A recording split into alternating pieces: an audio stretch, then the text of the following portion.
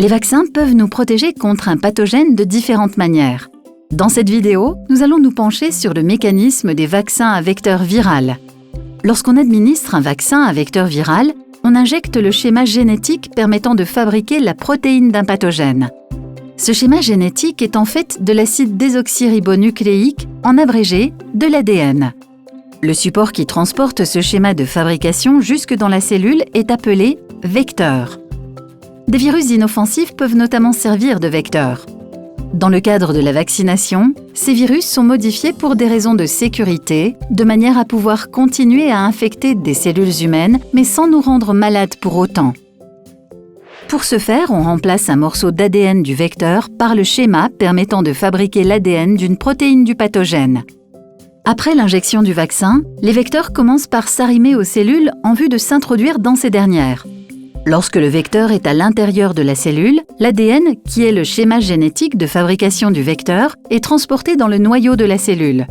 L'ADN de la protéine du pathogène y est alors transcrit en ARN messager, puis le schéma de fabrication de l'ARNM est transporté à l'extérieur du noyau de la cellule pour s'accrocher à un ribosome.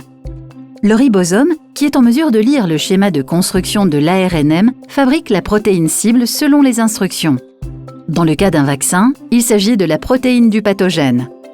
La protéine du pathogène nouvellement produite est ensuite transportée à la surface de la cellule en vue d'être présentée au système immunitaire pour analyse.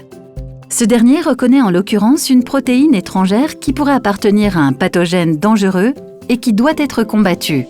En réaction à cette protéine, le système immunitaire mobilise un vaste arsenal de mécanismes de défense.